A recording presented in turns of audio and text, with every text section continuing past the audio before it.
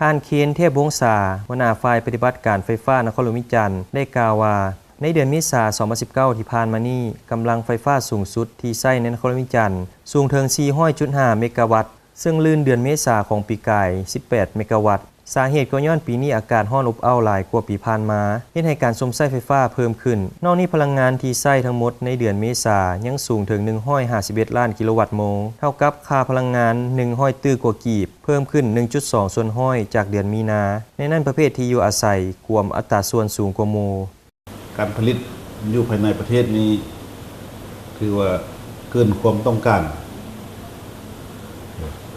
ซึ่งว่ามันมีแหล่งผลิตใหญ่อยู่ทั่วประเทศและก็เพียงพอและในกรณีที่การผลิตอยู่ภายในนี้หากเกิดมีปัญหา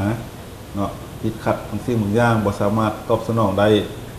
พวกเราก็ยังสามารถนำเอาไฟจากประเทศใกล้เคียงคือจากประเทศไทยมาสนองให้ผู้สมใช้คือว่าเพียงพอคือกันจะบ่มีนะแต่ปัญหาของมันมันบ่แม่นเรื่อง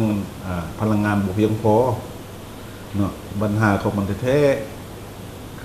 การสนองไฟอยู่ภายในนครหลวงนะเฮานี้ยังบ่ทันมีความมั่นคงและมีเสถียรภาพเท่าที่ควรโดยเฉพาะปัญหาจะมักเกิดขึ้นเรื่อยๆมันอยู่ภาคแห่งต่ำและมะแปลงเฉพาะภาคแห่งสูงหมายว่าแห่งสูงนี้นำพลังงานจากแหล่งผลิตเข้ามาสนองให้แต่ละสถานีอยู่ภายในนครหลวงนี่ก็คือว่าปัญหามันเกิดขึ้นน้อยแต่ว่าการยอมรับมันเกิดขึ้นเท่าใดก็คันมันเกิดขึ้นน้อยก็วงกว้างนะเนาะอันนี้มันแห่งสูงเฉพาะอยู่ในขอบเขตที่เรารับผิดชอบมันแห่งการมัน22กิโลวัตต์เฉพาะ22นี้ก็ยอมรับว่ามันก็ยังมีปัญหาอยู่แต่ว่านี่พวกเราก็ได้ปรับปรุงอยู่เรื่อยๆเห็นว่าปี2019นี้เทียบกับ2018นี้มันดีขึ้นหลายเติบเนาะ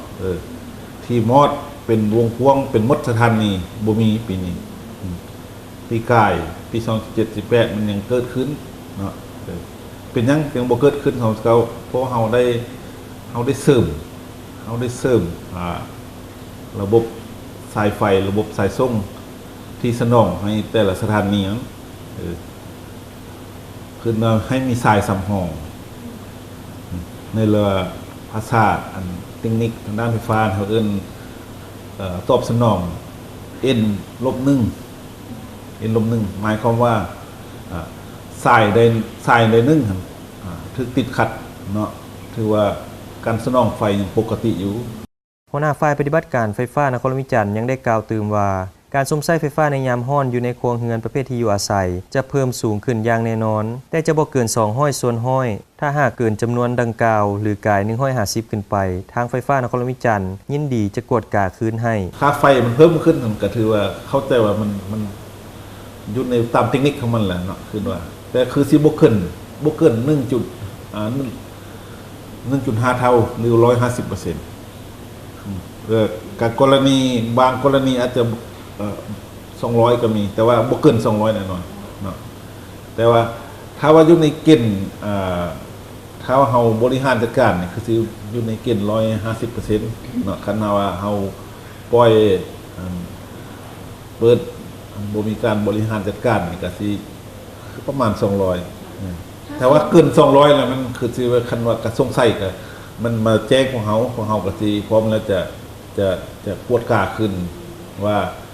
มันถูกต้องบ่เนาะอันนี้ทางด้านเทคนิคนี่ข้อว่าคือสิบ่เกิน200ครับเปอร์เซ็นต์เพื่อเป็นการประหยัดพลังงานไฟฟ้าและค่าใช้จ่ายในครอบครัวทางไฟฟ้านครหลวงวิจันทร์ยังแนะนำให้แต่ละครอบครัวจงนำใช้ไฟฟ้าอย่างประหยัดโดยเฉพาะการใช้แอร์ต้องเลือกขนาดที่เหมาะสมกับห้องส่วนชาวเกษตรกรควรแยกกงเตอร์เฉพาะที่ใช้ในการผลิตเพราะจะได้เสียค่าไฟที่ถูกกว่า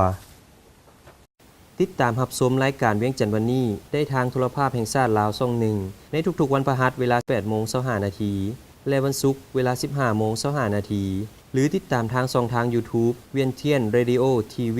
และ Facebook พิ พิมพ์คำว่าสถานีวิทยุโทรภาพนครหลวงวิจันทร์เวียนเทียน Today ได้ตลอดเวลา